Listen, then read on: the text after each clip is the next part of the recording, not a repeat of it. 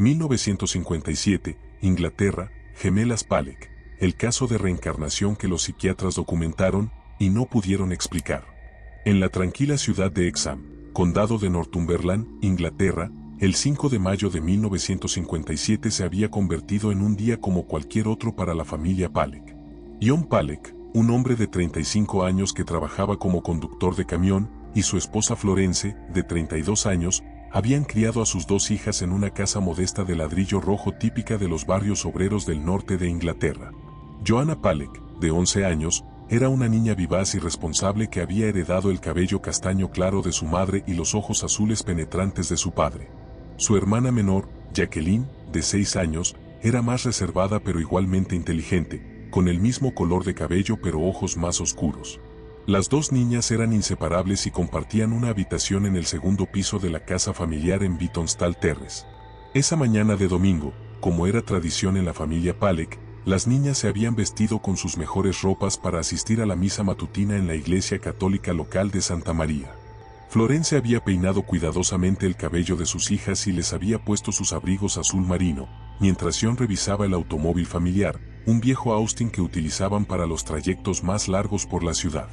Sin embargo, ese día en particular, las niñas habían expresado el deseo de caminar hasta la iglesia junto con su amiga de 9 años, Anthony Lydon, hijo de una familia vecina. El clima primaveral era agradable, y el recorrido de aproximadamente 1 kilómetro por las calles empedradas de Hexham no representaba ningún peligro aparente en una comunidad donde todo el mundo se conocía. John Palek, a pesar de ser un hombre profundamente religioso y creyente en conceptos como la reencarnación y la continuidad del alma después de la muerte, no podía imaginar que esas creencias serían puestas a prueba de la manera más dolorosa posible. Florence, más escéptica en asuntos espirituales, simplemente veía la vida como una secuencia lineal de eventos sin conexiones místicas. A las 10:15 de la mañana, mientras las campanas de Santa María comenzaban a llamar a los feligreses, Joanna, Jacqueline y Anthony iniciaron su caminata habitual hacia la iglesia. Las calles de Hexham mostraban la actividad típica de un domingo por la mañana, familias bien vestidas dirigiéndose a sus respectivos servicios religiosos, el sonido ocasional de automóviles pasando lentamente, y el aroma de los desayunos dominicales flotando desde las ventanas abiertas. Ninguno de los residentes de Beatonstall Terrace podía prever que en menos de una hora, un evento trágico cambiaría para siempre no solo la vida de la familia Palek, sino que también daría inicio a uno de los casos de reencarnación más documentados y estudiados en la historia de la investigación paranormal moderna. La familia Palek había construido una vida estable y amorosa en Hexham durante los años previos a 1957. John Palek trabajaba como conductor de camión para una empresa de transporte local, un empleo que le proporcionaba ingresos suficientes para mantener a su familia en la modesta pero cómoda casa de Beatonstall Terrace que habían alquilado desde 1948. Florence Palek se dedicaba completamente al cuidado del hogar y la crianza de sus dos hijas. Era una mujer práctica y trabajadora que había crecido en una familia metodista tradicional, donde las creencias espirituales se mantenían dentro de marcos convencionales y racionales. Su enfoque hacia la religión era conservador y se centraba en los aspectos morales y comunitarios de la fe, sin adentrarse en especulaciones sobre fenómenos sobrenaturales. John, por el contrario, había desarrollado un interés profundo en temas espirituales que iban más allá de la doctrina católica tradicional. Había leído extensivamente sobre reencarnación, comunicación con los muertos y la continuidad del alma después de la muerte física. Estas creencias ocasionalmente generaban discusiones con Florence, quien consideraba tales ideas como poco prácticas y potencialmente contrarias a las enseñanzas cristianas ortodoxas. Joanna, la hija mayor, había mostrado desde temprana edad una personalidad extrovertida y protectora hacia su hermana menor. Era una estudiante destacada en la escuela primaria local y había desarrollado un interés particular por la lectura y la escritura. Los maestros la describían como una niña madura para su edad, responsable y con una fuerte tendencia a cuidar de otros niños más pequeños. Jacqueline, 6 años menor que Joanna, poseía una personalidad más introspectiva pero igualmente inteligente. Había comenzado a asistir a la escuela primaria ese mismo año y mostraba aptitudes especiales para las matemáticas y el dibujo. Era notablemente observadora y frecuentemente sorprendía a sus padres con comentarios perspicaces sobre situaciones familiares o eventos del vecindario. La rutina familiar seguía patrones típicos de las familias trabajadoras británicas de la década de los 50. Los días de semana comenzaban temprano con el desayuno familiar antes de que John partiera al trabajo y las niñas se dirigieran a la escuela. Florence aprovechaba las mañanas para las tareas domésticas y las compras en las tiendas locales del centro de Exham. Las tardes transcurrían con las niñas haciendo sus deberes escolares en la mesa de la cocina mientras Florence preparaba la cena. John regresaba del trabajo alrededor de las 6 de la tarde, y la familia se reunía para cenar y conversar sobre los eventos del día. Los fines de semana estaban reservados para actividades familiares, paseos por el campo de Northumberland, visitas a familiares en pueblos cercanos, o simplemente tiempo tranquilo en casa. La asistencia a la Iglesia Católica de Santa María era una parte fundamental de la vida familiar. Todos los domingos, sin excepción, la familia completa participaba en la misa matutina. John había sido criado en la fe católica y mantenía un compromiso profundo con la práctica religiosa, aunque sus ideas sobre la reencarnación a menudo entraran en tensión con la doctrina oficial de la Iglesia. Las niñas habían desarrollado amistades sólidas en el vecindario y la escuela. Anthony Lydon, el hijo de 9 años de una familia que vivía a pocas casas de distancia, se había convertido en compañero frecuente de juegos para Joanna y Jacqueline. Los 3 niños a menudo jugaban juntos en los pequeños jardines detrás de las casas o exploraban las áreas verdes cercanas bajo la supervisión de sus padres. La comunidad de Exham proporcionaba un ambiente seguro y estable para criar niños. Era un lugar donde los vecinos se conocían por nombre, donde los tenderos locales mantenían cuentas informales para las familias regulares, y donde los niños podían caminar solos a la escuela o la iglesia sin que sus padres experimentaran preocupación por su seguridad. En la primavera de 1957, la familia Palek no tenía razones para anticipar que su vida ordenada y predecible estaba a punto de cambiar de manera tan dramática y dolorosa que desafiaría todas sus creencias sobre la naturaleza de la existencia humana. El 5 de mayo de 1957, a las 10:35 de la mañana, un automóvil Ford Anglia conducido por una mujer local llamada Marjorie Gwynn subió a la acera en Days Hill, una de las calles principales de Exham. El vehículo golpeó directamente a Joanna Palek, Jacqueline Palek y Anthony Lydon, matando instantáneamente a los 3 niños. Según el reporte oficial de la policía de Northumberland, Marjorie Gwynn había perdido el control del automóvil después de sufrir lo que los testigos describieron como un episodio de comportamiento errático. Los investigadores determinaron más tarde que Gwynn había estado tomando medicamentos prescritos que podían afectar su capacidad de conducir, aunque nunca se estableció una causa definitiva del accidente. La noticia de la tragedia llegó a John y Florence Palek mientras esperaban en casa el regreso de sus hijas de la misa dominical. Un oficial de policía se presentó en Beatonstall Terrace poco después del mediodía para informarles que sus 2 hijas habían fallecido en el accidente. El impacto emocional en la familia fue devastador e inmediato. Florence Palek entró en un estado de shock profundo que requirió atención médica. Su respuesta inicial fue de negación absoluta, seguida por un periodo de depresión severa que duró varios meses. Los registros médicos de la época documentan que fue tratada por su médico de familia, el Dr. Harper, con sedantes y terapia de apoyo para ayudarla a procesar el trauma. John Palek, aunque igualmente devastado, reaccionó de manera diferente. En los días siguientes al funeral, comenzó a expresar una convicción inquebrantable de que sus hijas regresarían a través de la reencarnación. Esta creencia no era nueva para él, pero las circunstancias trágicas la intensificaron hasta convertirla en una certeza absoluta que dominaría su vida durante los años siguientes. Los funerales de Joanna y Jacqueline se realizaron el 8 de mayo en la iglesia de Santa María donde habían estado dirigiéndose el día del accidente. La comunidad de Exham se congregó masivamente para acompañar a la familia Palek en su dolor. El padre Thomas, quien había bautizado a ambas niñas, condujo el servicio religioso en una ceremonia que fue descrita por los asistentes como profundamente emotiva. Durante los meses siguientes al accidente, la relación matrimonial entre John y Florence se vio sometida a una tensión extrema. Las creencias de John sobre la reencarnación, que Florence había tolerado como especulaciones teóricas inofensivas, ahora se habían convertido en declaraciones categóricas sobre el destino de sus hijas muertas que ella encontraba perturbadoras y poco realistas. En octubre de 1957, 5 meses después de la tragedia, Florence Palek descubrió que estaba embarazada. La noticia generó emociones contradictorias en la pareja. Florence experimentaba una mezcla de esperanza y temor, mientras que John interpretó el embarazo como la primera confirmación de sus predicciones sobre el regreso de sus hijas. John comenzó a hacer declaraciones específicas sobre el embarazo que dejaban a Florence cada vez más inquieta. Insistía en que tendría gemelas, a pesar de que no había antecedentes de embarazos múltiples en ninguna de las dos familias. Más perturbador aún, afirmaba que las nuevas bebés serían las reencarnaciones de Joanna y Jacqueline y que mostrarían evidencias de sus vidas anteriores. Cuando Florence consultó con el Dr. Harper sobre el embarazo, el médico confirmó que efectivamente estaba esperando gemelas, un hecho que sorprendió tanto a él como a la madre, pero que John recibió como validación de sus creencias. Las ecografías rudimentarias disponibles en 1958 confirmaron la presencia de dos fetos en desarrollo normal. Durante el embarazo, John continuó haciendo predicciones específicas sobre las características que mostrarían las nuevas bebés. Afirmaba que una de ellas tendría una marca de nacimiento en la frente similar a una cicatriz que Jacqueline había tenido después de caerse de una bicicleta cuando tenía 3 años.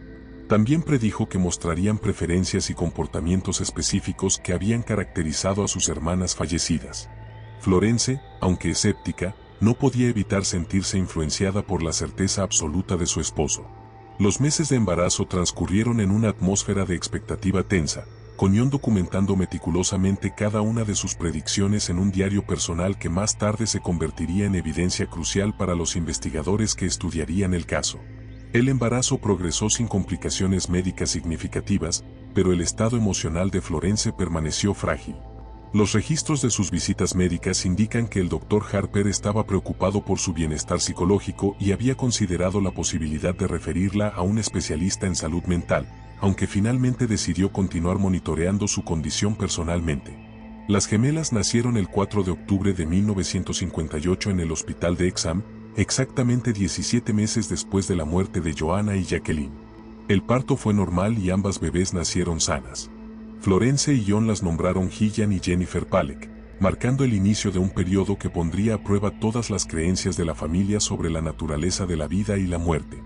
Desde el momento del nacimiento, las gemelas Gillian y Jennifer Palek mostraron características físicas que impactaron profundamente a sus padres. Jennifer, la gemela menor, nació con una marca de nacimiento blanca en la frente, exactamente en el mismo lugar donde Jacqueline había tenido una cicatriz prominente después de caerse de su bicicleta a los 3 años de edad. Además, Jennifer tenía una pequeña marca marrón en la cadera izquierda que correspondía precisamente a la ubicación de una marca de nacimiento que Jacqueline había tenido desde su nacimiento. Los registros médicos del Dr. Harper documentaron estas marcas de nacimiento como coincidencias anatómicas extraordinarias que no tenían explicación médica convencional. El médico fotografió las marcas para sus archivos personales, creando la primera documentación científica de las similitudes físicas entre las hermanas fallecidas y las recién nacidas. Durante los primeros 18 meses de vida, las gemelas se desarrollaron de manera completamente normal. Sin embargo, cuando comenzaron a caminar y hablar, alrededor de los 2 años de edad, empezaron a manifestar comportamientos que dejaron a sus padres profundamente perturbados. Gillian, quien correspondía a la edad que habría tenido Joanna, naturalmente asumió un rol protector hacia Jennifer, exactamente como había hecho Joanna con Jacqueline. El primer incidente documentado de conocimiento imposible ocurrió en marzo de 1961, cuando las gemelas tenían 2 años y 5 meses de edad.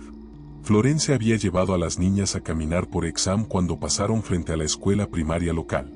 Jennifer, quien nunca había estado en el edificio, señaló hacia una ventana específica del segundo piso y dijo claramente, «Esa era nuestra aula». Cuando Florence preguntó qué quería decir, Jennifer respondió, «¿Dónde íbamos Joanna y yo antes de irnos?». Este comentario alarmó profundamente a Florence porque la ventana que Jennifer había señalado correspondía exactamente al aula donde Jacqueline había estudiado durante sus últimos meses de vida. Florence no recordaba haber mencionado nunca esa información específica a las gemelas, y no había fotografías en la casa que mostraran la escuela desde ese ángulo particular. Los incidentes se multiplicaron durante los meses siguientes. En mayo de 1961, mientras jugaban en el jardín trasero, Gillian comenzó a referirse a Jennifer como Jacqueline de manera consistente. Cuando Florence la corrigió, Gillian respondió con naturalidad, «Sé que ahora se llama Jennifer, pero antes era Jacqueline. Yo era Joanna». Estas declaraciones fueron registradas por Florence en un diario que comenzó a mantener por sugerencia del Dr. Harper.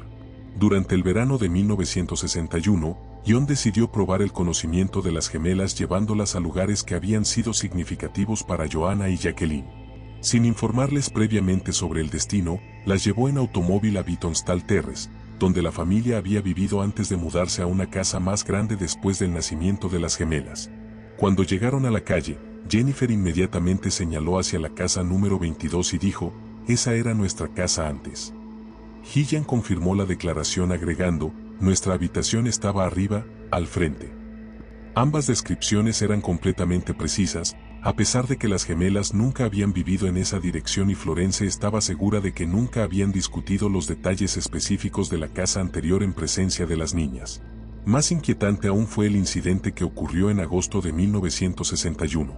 Mientras organizaba el desván, Florence encontró una caja con juguetes que habían pertenecido a Joanna y Jacqueline. Decidió mostrarlos a las gemelas para ver si mostraban interés. Jennifer inmediatamente identificó una muñeca específica llamada Mary y comenzó a abrazarla, diciendo, «Mary me extrañó mucho». Gillian, por su parte, tomó un conjunto de lápices de colores y comentó, «Estos son míos. Los usaba para dibujar caballos». Los registros familiares confirmaron que Jacqueline efectivamente había tenido una muñeca llamada Mary que era su juguete favorito, y que Joanna había mostrado una predilección particular por dibujar caballos usando exactamente el mismo conjunto de lápices de colores que Gillian había identificado. Ninguna de estas preferencias específicas había sido discutida en presencia de las gemelas.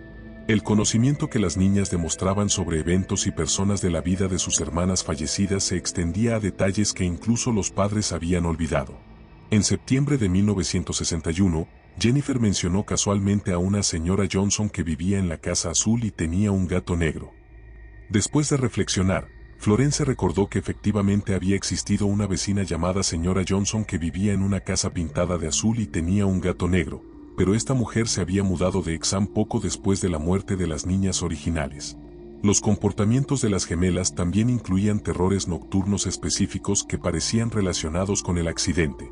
Ambas niñas, especialmente Jennifer, experimentaban pesadillas recurrentes sobre automóviles que las perseguían. En una ocasión, Jennifer despertó gritando, el carro viene, no podemos escapar». Gillian frecuentemente se despertaba durante estos episodios y consolaba a su hermana diciéndole, «Ya terminó, ahora estamos bien, ahora somos diferentes». Para finales de 1961, la frecuencia y especificidad de estos incidentes había convencido incluso a Florence, quien inicialmente había sido escéptica sobre las ideas de reencarnación de su esposo. El Dr. Harper, intrigado por los reportes familiares, decidió referir el caso a especialistas en psiquiatría infantil en la Universidad de Virginia, donde el Dr. Ian Stevenson había comenzado a estudiar casos similares de niños que afirmaban recordar vidas anteriores. En enero de 1962, el Dr. Ian Stevenson de la Universidad de Virginia llegó a Exham para comenzar el primer estudio científico formal del caso Palek. Stevenson, quien se había especializado en la investigación de casos de niños que afirmaban recordar vidas anteriores, había recibido la referencia del Dr. Harper y estaba particularmente interesado debido a la documentación existente y la presencia de testigos múltiples. La metodología de Stevenson incluía entrevistas extensas con todos los miembros de la familia, verificación independiente de los hechos afirmados por las gemelas, y evaluaciones psicológicas completas para descartar explicaciones convencionales como fantasía infantil, sugestión parental o trastornos psiquiátricos. Durante su primera visita, que duró una semana completa, Stevenson documentó más de 40 declaraciones específicas hechas por las gemelas sobre la vida de sus hermanas fallecidas. El psiquiatra también condujo experimentos controlados para probar el conocimiento de las niñas. En una prueba particularmente significativa, presentó a las gemelas una colección de fotografías familiares mezcladas con imágenes de extraños.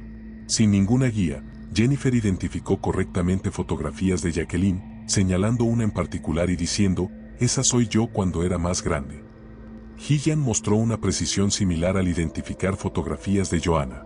Durante las evaluaciones psicológicas, el Dr. Stevenson observó que las gemelas mostraban personalidades distintivamente diferentes que correspondían a las descripciones que los padres habían proporcionado sobre Joanna y Jacqueline.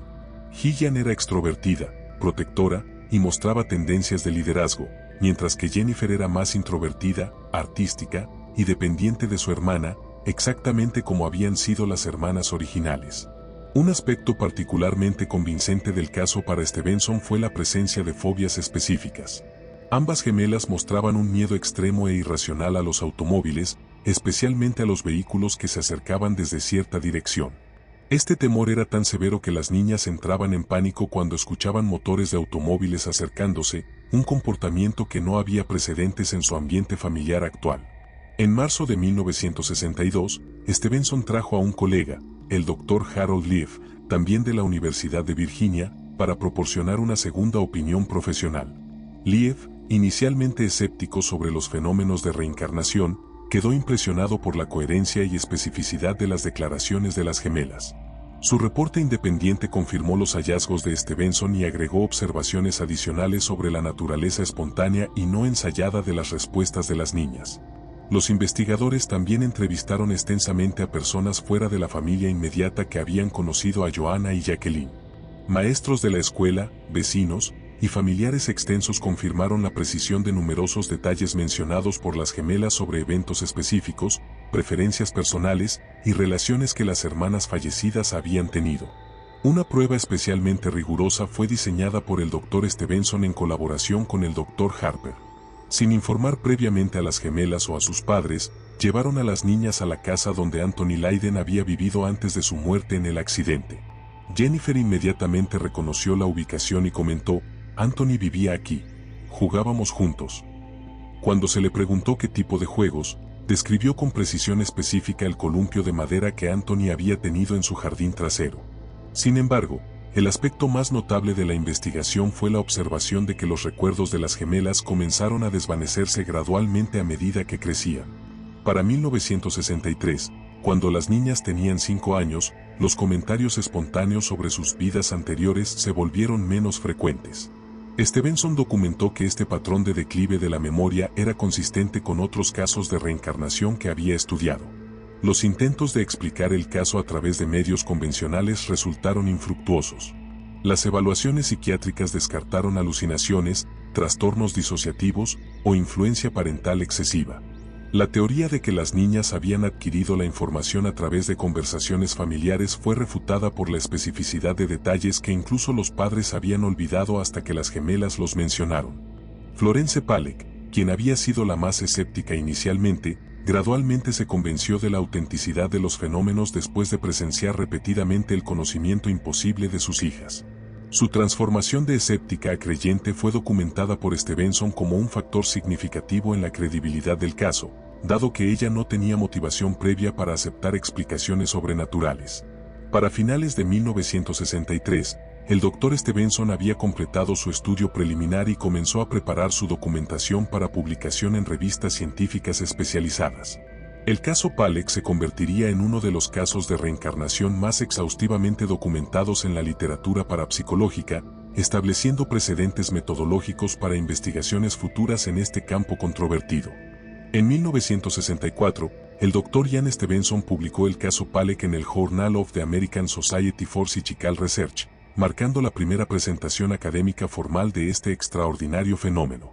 La publicación generó debates intensos en la comunidad científica internacional, dividiendo a los investigadores entre aquellos que consideraban el caso como evidencia válida de reencarnación y los escépticos que buscaban explicaciones alternativas. Para 1965, cuando las gemelas cumplieron 7 años, los recuerdos de sus supuestas vidas anteriores habían desaparecido prácticamente por completo.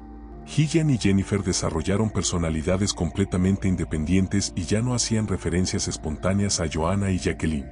Este declive gradual de la memoria fue documentado meticulosamente por Stevenson como parte del patrón típico observado en casos similares. El Dr. Stevenson continuó monitoreando a la familia Paleck durante décadas, realizando visitas de seguimiento periódicas hasta los años 80.